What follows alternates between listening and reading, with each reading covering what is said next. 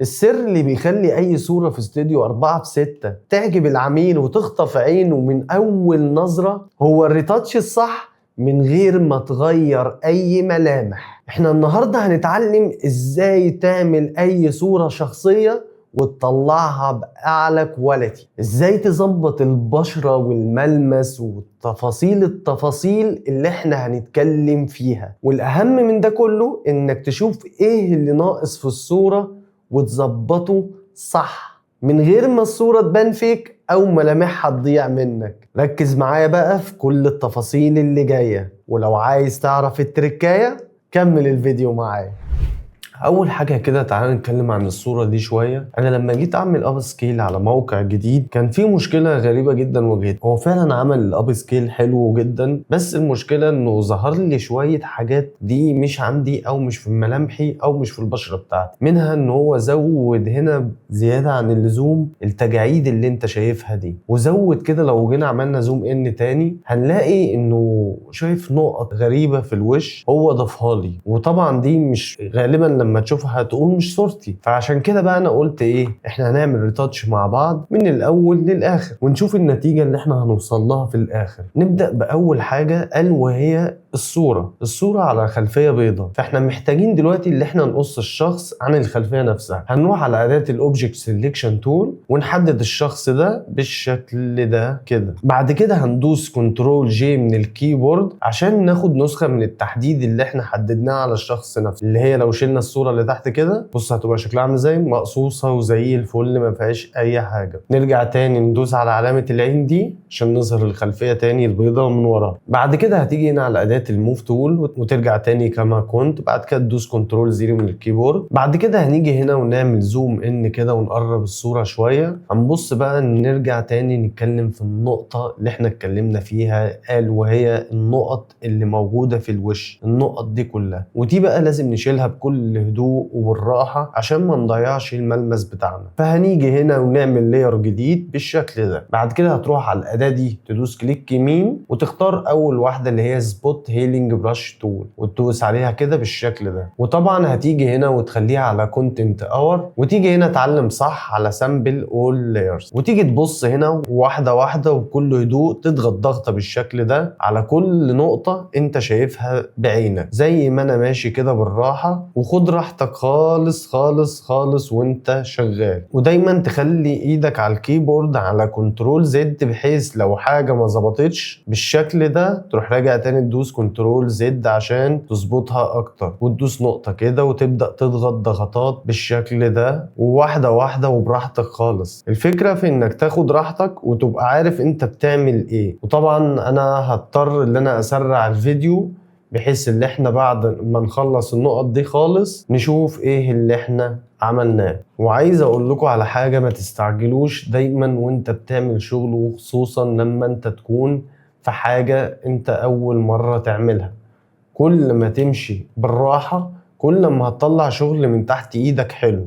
ما تستعجلش وانت شغال، واحدة واحدة كل حاجة هتتظبط. وبعد ما خلصنا اول حاجة في الملمس بتاعنا انا هكتفي بهذا القدر في الحتة دي. طيب اللي بعد كده بقى نعمل ايه؟ بعد كده اشوف ايه اللي حصل قبل وايه اللي حصل بعد. شوف كده قبل ده كان بالشكل ده، بعد كده عملناها كده بقت بعد كده نضغط على شيفت ونضغط ضغطة بالماوس على اللاير اللي تحتها على طول. وبعد كده ندوس كنترول جي بالشكل ده. بعد كده كنترول اي. ليه بقى؟ عشان ندمج اللايرين اللي تحت دول في بعض يبقوا لاير واحد. طيب بعد كده هنيجي على التيشيرت ده وعايزين نحدده. هنرجع تاني على الاوبجكت سيلكشن تول ونحددها بالشكل ده كده. بعد كده هندوس هنا ونختار منها كيرفز هتظهر لك بالشكل ده. احنا عايزين نعمل ايه في التيشيرت ده؟ عايزين نغمقه بدرجة بسيطة مش كتير قوي. يعني شايف الدرجة دي حلوة. تعالى كده نشوف قبل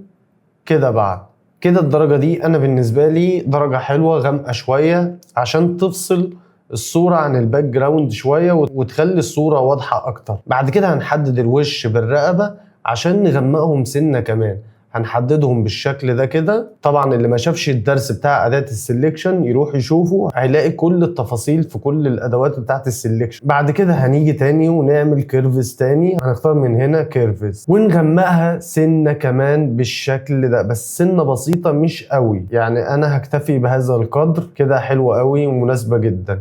بعد كده هتجيب اداه الموف تول وهتدوس شيفت وتضغط على الثلاث ليرات اللي احنا عملناهم بالشكل ده، وتدوس كنترول جي عشان نكررهم كلهم. بعد كده ندوس كنترول اي. بعد كده هتدوس كنترول جي عشان تكرر اخر لير انت عملته، وهتخلي اللير اللي فوق على فيفت لايت. احنا بنعمل ايه دلوقتي؟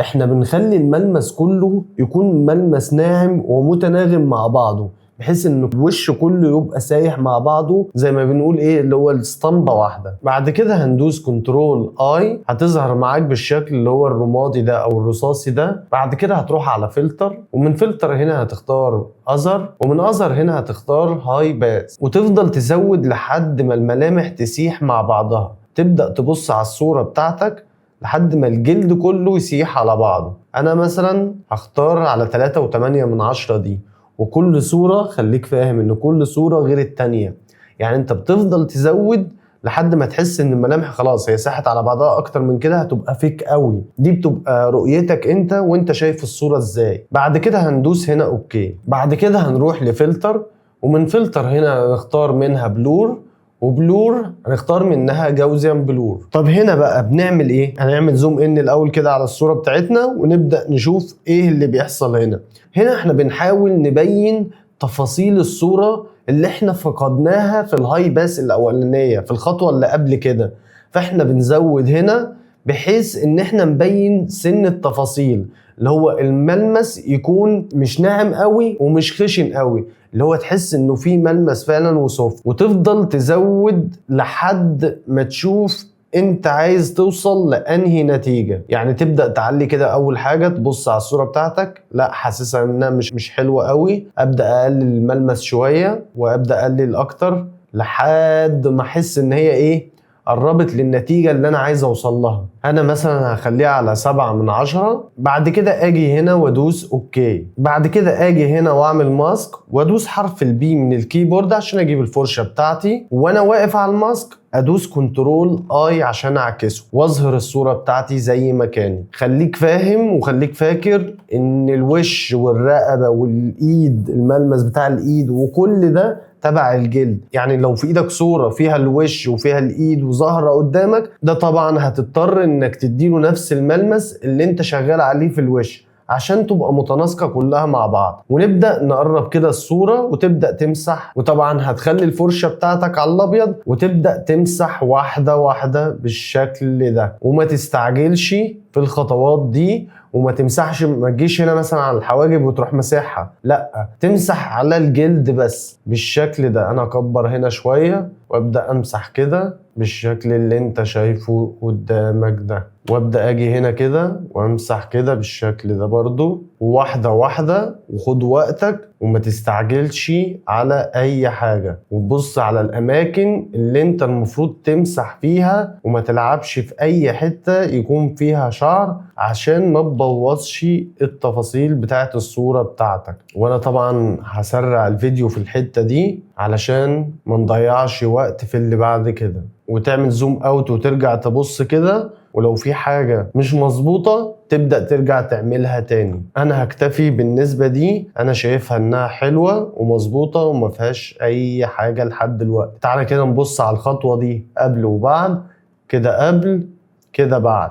طب تعالى نبص على الصورة كلها قبل وبعد. هتدوس على اول صورة اللي هي الرئيسية بتاعتك وتدوس الت وعلى علامة العين دي بالشكل ده كان قبل. طب عايز ترجعها تاني هتدوس الت وعلى نفس اللاير اللي انت دوست عليه قبل كده، كده بقت بعد. لحد دلوقتي احنا ماشيين في خطوات جميلة وسهلة وبسيطة جدا. طيب ايه اللي بعد كده بقى؟ بعد كده عايزين نبدأ نخش على الاسنان. لو جيت لاحظت هنا هتلاقي الاسنان بتاعتنا لونها اصفر شوية، فاحنا عايزين نخليها ابيض من كده، فهنحدد على اللاير اللي تحت ده. بعد كده هنيجي على الاداة دي اللي هي سيلكشن اوبجكت تول، وتبدأ تعمل مربع بالشكل ده وتحدده. بعد كده هتيجي تضغط هنا وتجيب الهيو ساتوريشن، هتظهر لك بالشكل اللي انت شايفه ده. هنا بقى هنعمل ايه؟ هنجيب اللايتنس كده بالشكل ده، خطوة بسيطة وما تقعدش تزود زيادة عن اللزوم بحيث انها تبان ان هي فيك. هتزود هنا اللايتنس سنة بسيطة، وهتجيب الساتوريشن كده ترجعه ورا لحد ما تحس ان الدرجة بتاعتك بقت كويسة وبقت مناسبة. ما ترجعش بيها قوي، وعلى حسب الصورة، والارقام دي مش ثابته على اي صوره، كل صوره وليها طريقتها. هنرجع الهيو ساتوريشن كده مكانها. بعد كده ندوس حرف البي من الكيبورد. ليه بقى؟ عشان في حتت هنا اتاخدت معاها، فعايزين نمسح الحتت دي، واحنا طبعا جايين على الماسك هنا ونبدا نمسح بالشكل ده. هتيجي معاك على الابيض، فانت هتدوس اكس من الكيبورد عشان تقلب الالوان دي بالشكل ده. بعد كده تبدا تمسح كده اي حاجه بقى انت شايفها ان جه فيها ابيض، زي مثلا ايه اللثه، تبدا تفتح في اللثه كده بالشكل اللي انت شايفه ده. بعد كده هندوس اكس هنا عشان نمسح من دي شويه، ونمسح من دي سنه بس، احنا عايزين سنه بس اللي تبان بالشكل ده. لو حاسس ان هي ابيض زياده عن اللزوم تقدر تخففها من الاوبستي هنا. انا مثلا هسيبها على 80، هيبقى حلو قوي. 80 هتبقى درجه كويسه جدا. تعال نشوف كده قبل وبعد الاسنان فيها ايه، كده قبل كده بعد. تعال نبص على الصوره كلها قبل وبعد. هندوس هنا الت كده قبل، وندوس الت تاني ونضغط تاني كده بعد. انا شايف ان احنا دلوقتي متقدمين بخطوة كويسة جدا. طيب بعد كده بقى هنعمل ايه تاني؟ هنعمل زوم ان كده ونيجي نبص على العين، عايزين نظبط فيها شوية. هنيجي هنا ونفتح الكيرفز بتاعتنا بالشكل اللي انت شايفه ده، ونبدأ نفتح لحد ما نشوف ان العين اللي هو الابيض ده بدأ ينور معانا. بعد كده هنيجي هنا على الماسك وندوس كنترول اي. بعد كده ندوس حرف البي من الكيبورد ونبدأ نمسح بالشكل ده، بحيث ان احنا ننور العين شوية، عشان لما كنا بنغمق الصورة العين اتغمقت معانا. ونفتح العين التانية بالشكل ده كده ونعمل زوم اوت، هتحس ان العين نورت بزيادة قوي. فاحنا المفروض هنيجي هنا على الاوبستي عشان ايه؟ نقللها شوية. انا شايف ان 75 كده كويس. كده نبص قبل كده بعد، وممكن نقللها شوية كمان. وطبعا كل الكلام ده بيجي من الممارسة. لو انت بتمارس الريتاتش كتير فانت هتفهم اكتر واكتر واكتر، وكل مدى عينك بتبقى احسن على اي صورة. انا مثلا هقللها شوية واخليها على 50، هتبقى حلوة قوي. تعالى كده نشوف قبل وبعد في العين. تعالى كده قبل كده بعد. انا شايف ان هي كده مظبوطه اكتر. بعد كده هتجيب الاداه الموف تول بتاعتنا تاني، وتبدا تحدد على اخر صوره احنا عملناها، وتدوس شيفت وتحددهم كلهم بالشكل ده، وتدوس كنترول جي تاني. بعد كده تدوس كنترول اي، وكده دي بقت اخر خطوه احنا عملناها. وهنا بقى هنيجي نبص ناقصنا ايه كمان. هنظبط الجفن بتاع العين ده شويه، عشان هو تحس ان هو اسود بزياده، فاحنا عايزين نخليه متماشي باكبر درجه ممكنه. فهنعمل ايه؟ هندوس كنترول جي من الكيبورد عشان نكرر اخر خطوه احنا عملناها. بعد كده زي ما انت على اللاير اللي فوق وتدوس كنترول شيفت يو، هتقلب معاك اللون ده. بعد كده هتدوس على اللاير اللي فوق كليك يمين وتخليه على كونفرت سمارت اوبجكت. بعد كده هتروح على فلتر، ومن فلتر هنا هتختار اذر، ومن اذر هنا هتختار هاي باس تاني. بس الخطوه دي بقى علشان نظبط السواد اللي تحت في العين ده. فاحنا هنعمل زوم ان، انت هتخليها مثلا وليكن على رقم 4، ده مثال دلوقتي. احنا مش هنعدل في الرقم ده دلوقتي الا بعدين. بعد كده هندوس اوكي، وهتيجي على المود بتاعها ونخليه اوفرلاي بالشكل ده. تحس ان الصوره دلوقتي بقت شاربن شويه. فانت دلوقتي هتعمل ايه؟ هتيجي على الصوره اللي تحت وتعمل لاير جديد. بعد كده هتيجي هنا وتدوس الت ما بين اللاير اللي فوق واللاير اللي تحت عشان تعمل كليبنج ماسك بالشكل ده. كده اللاير اللي فوق جوه اللاير اللي تحت اللي احنا عملناه جديد. ولو لاحظت هنا مش هتلاقي فيه حاجه خلاص. طب نرجع تاني نبص عليها. لو لغينا الكليبنج ماسك بص اللي يحصل هنا، تحس ان هي شاربن شويه. لو عملناها كليبنج ماسك بص كده اللي حصل، اللاير اللي فوق ده دخل جوه اللاير اللي تحت. طب اللاير اللي تحت ده الفاضي ده هنعمل فيه ايه؟ هنقف على اللاير اللي تحت ده وندوس حرف البي من الكيبورد عشان نجيب الفرشه بتاعتنا ونكبرها شويه كده. بعد كده هنعمل زوم ان اكتر ونبدا ناخد اقرب نقطه للون بتاع العين ده. يعني ايه؟ يعني اللون بتاع الجلد نفسه هندوس الت ونضغط على اقرب نقطه ليه. بص كده ايه اللي حصل هنا اهو، ده بيقول لك لون البشره ده. وهتيجي هنا على الفلو وتقلله خالص خالص لحد ما توصل مثلا قول 7 مثلا في المية، حلوه قوي، او 6 مثلا، ممكن نشتغل على 6. وتبدا تمسح بالشكل ده بالراحه وما تستعجلش، وتبدا تجيب من كل نقطه وتزق كده خطوه، تجيب من هنا نقطه وتزق كده وتبدا تمسح بالشكل ده. طبعا انت مش شايف حاجه، بس تعالى كده نشوف قبل وبعد. بص كده قبل، بص كده بعد بقت ظبطت ازاي شويه. طيب حاسس ان هي عايزه تظبط اكتر، هتجيب من هنا وتكبر الفرشه بتاعتك وتبدا تمسح بالشكل ده. تعالى بقى الناحيه الثانيه، هنجيب اقرب لون من البشره بتاعتنا من هنا ونبدا نمسح كده بالشكل ده، ونجيب من هنا ونبدا نمسح كده، ومن هنا ونبدا نمسح كده. تقعد تمسح وتجرب لحد ما توصل لنتيجه مرضيه. هنرجع كده ورا، هتحس ان هي مش مظبوطه قوي. طب تعالى كده نفتح الهاي باس وتبدا بقى تعمل ايه؟ تبدا تعلي كده. بص هتلاقيها بتغمق معاك. طب لو نزلنا لورا كده شويه، بص كده هتحس ان هي اتظبطت شويه. انا مثلا هخليها على 2.5 كده، مظبوطه قوي كده، حلوه قوي. هنرجع تاني عشان نظبط الحته دي بس. طيب هنعمل فيها ايه؟ هنيجي نقرب كده زوم ان تاني ونبدا ناخد نقطه من هنا ونبدا نشتغل بالشكل ده لحد ما تظبط معانا في الحته دي. طيب لو رجعنا ورا كده وبصينا، انا حاسس ان هي ظبطت وفرقت اكتر من الاول. طيب بعد كده هنجيب اداه الموف تول بتاعتنا ونطلع فوق خالص. انا حاسس ان الصوره لو احمرت سنه كمان درجه بس صغيره هتبقى احسن. فهندوس هنا ونضغط ونجيب الهيو ساتوريشن بالشكل ده، ونيجي على الساتوريشن بالشكل ده ونزودها سنه بسيطه مش قوي. كل درجه خلي بالك بتعمل فرق كبير جدا. بعد كده بقى اخر حاجه والفينش بقى، في ان احنا بنختار التون بتاع الصوره كله يبقى ماشي ناعم مع بعض وماشي في سوا واحد. هنيجي ندوس هنا ونختار منها كولر لوك اب. بعد كده هنفتح دي وهنختار اللي هي 3 تريب لوك. هتظهر لك حمراء قوي وزياده قوي عن اللزوم، فانت هتيجي على الاوباستي هنا وتنزلها تحت خالص، وخلي ايدك خفيفه وانت شغال. انا مثلا هحب اخليها على 14 او نخليها مثلا 17، حلوه قوي. بعد كده عايزين نخلي المود يبقى متشبع اكتر من كده، اللي هو التون بتاعنا يبقى شكله حلو عن كده. عايز تقف لحد هنا اقف مفيش مشكله، بس انا هختار مود تاني انا بحبه في الصور اللي زي كده. هنختار من هنا الكالر لوك اب تاني، وتفتح دي بالشكل ده كده وتختار منها كاندل لايت CUBE.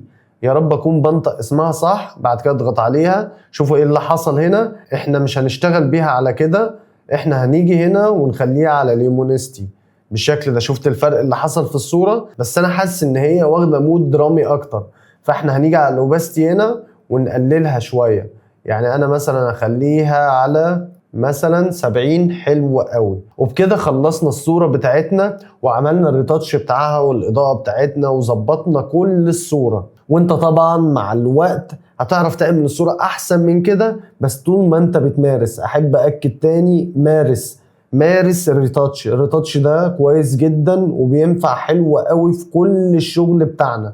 تعالى بقى نشوف الصورة قبل وبعد ما احنا ظبطناها ووصلنا الدرجة بتاعتنا دي. هننزل تحت على اول لاير تحت خالص وندوس الت على العين دي كده ونشوف قبل.